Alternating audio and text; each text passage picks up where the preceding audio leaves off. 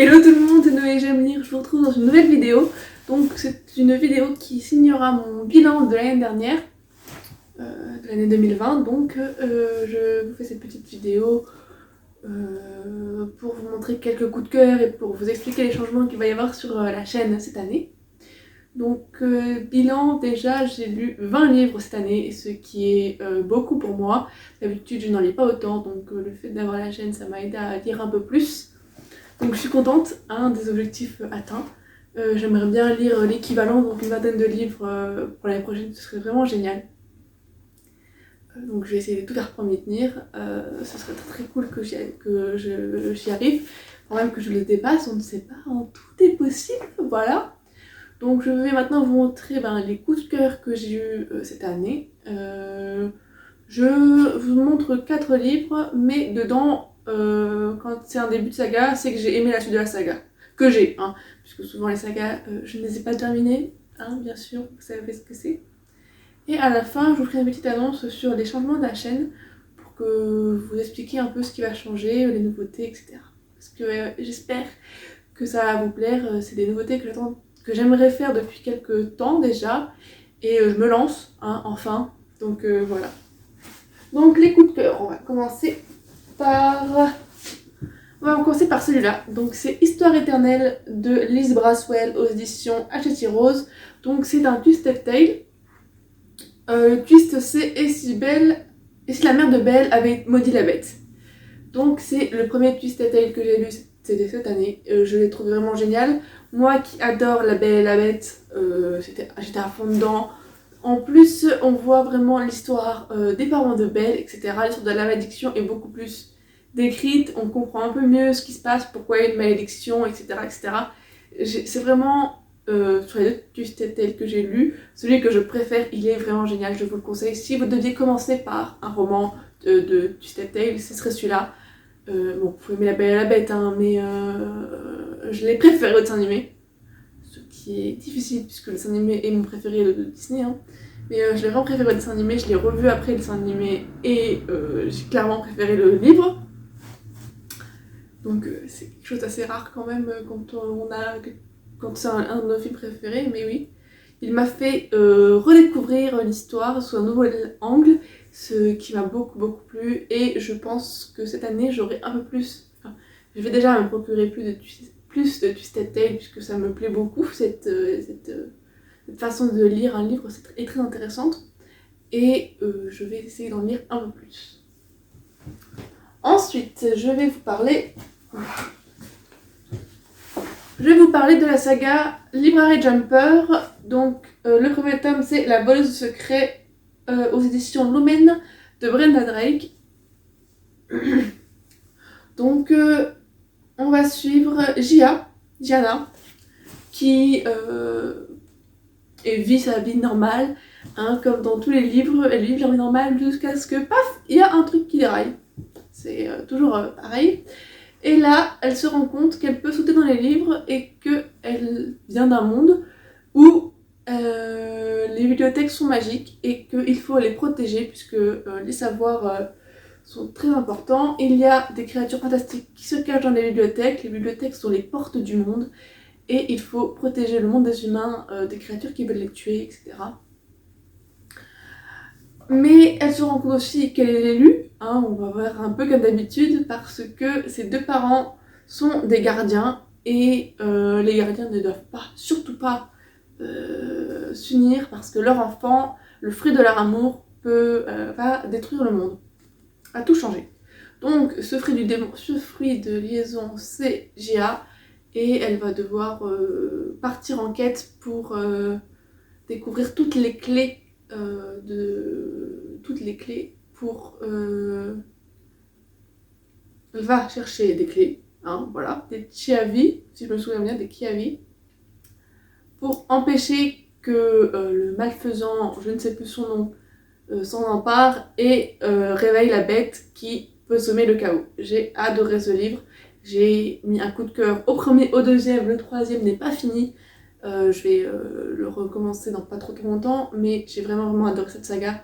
Je vous la conseille, ça parle bouquin, il y a des histoires d'amour géniales, Il y a beaucoup de batailles, enfin c'est un mi-contemporain, avec des animaux fantastiques qui n'existent pas, qu'on ne connaît pas, ce qui est encore mieux, quand on est dans un univers où les personnages sont totalement inventés, etc. Après, ils ressemblent un peu tous à ce qu'on a déjà vu, mais c'est quand même différent puisque c'est une autre créature qui a été un peu plus développée ou d'autres. Donc c'est très sympa. C'est un univers extrêmement complet, je vous le conseille.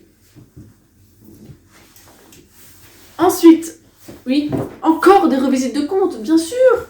Hein, ça a tourné toujours autour du même centre. Donc là, il s'agit de Cinder de Marissa Meyer aux éditions PKJ. Donc j'ai lu Cinder et Scarlet, les 2 premiers tomes de la saga.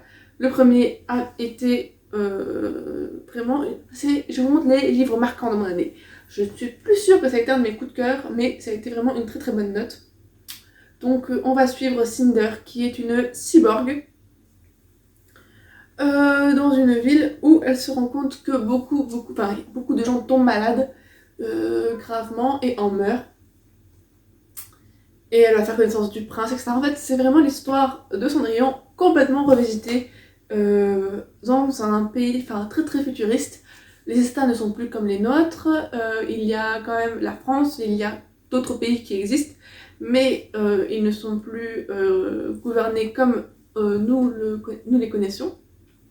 Il y a plein de choses qui ont été changées, etc. C'est un monde futuriste, il y a eu la guerre, il y a des vaisseaux spatials, etc.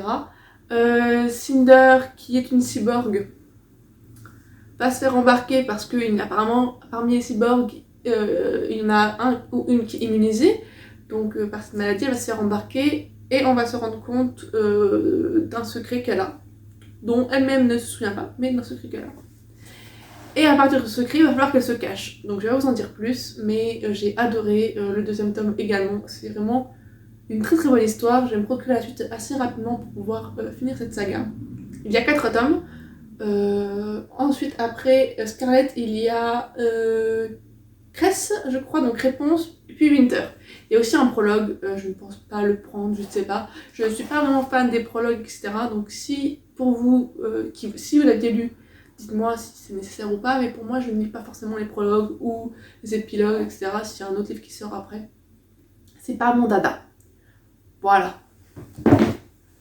Ensuite, dernière série de cette présentation de mes livres coup de cœur. Je vous en rabâche les oreilles depuis quelques semaines, hein. Vous devez en avoir marre. Il s'agit bien évidemment de La Petite Faiseuse de livres de Miyakazuki et Suzuka aux éditions Odoto Shonen. Oui, il s'agit bien entendu de cette petite bouille très mignonne. Donc il s'agit bien entendu de les aventures de cette petite bouille de Maine qui est en fait une étudiante très très livre addict, qui dévore les bouquins. C'est une étudiante qui meurt écrasée par sa bibliothèque. On parle encore de bouquins, de fantastique, de médiéval. Vous avez compris le pitch de cette année, les coups de cœur, les livres qui m'ont marqué, c'est quand ça parle de bibliothèque ou quand c'est des revisites de contes. Tout simplement, c'est les livres qui m'ont marqué cette année. Ça tourne toujours autour du même point central, mais c'est pas très grave. Donc, La Petite Faiseuse de livres, c'est une étudiante qui meurt écrasée par sa bibliothèque et qui se réincarne dans le corps d'une petite fille qui vit au Moyen-Âge, ou dans les équivalents, hein, dans un monde magique, ce qui équivaut au Moyen-Âge chez nous.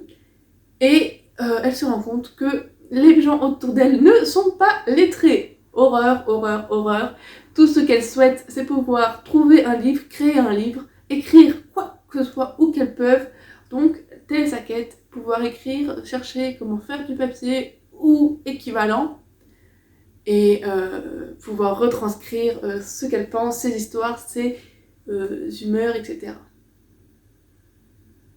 Donc, encore une fois, j'ai lu les 3 premiers tomes, je vous ai fait la chronique du premier, je vous parlerai des autres très très prochainement, mais foncez, c'est vraiment très mignon, c'est très drôle, on rigole beaucoup, je les ai adorés. Il y a le 6e qui sort dans pas trop longtemps, donc il y en a 6 pour l'instant, hein, j'en ai 3 sur 6.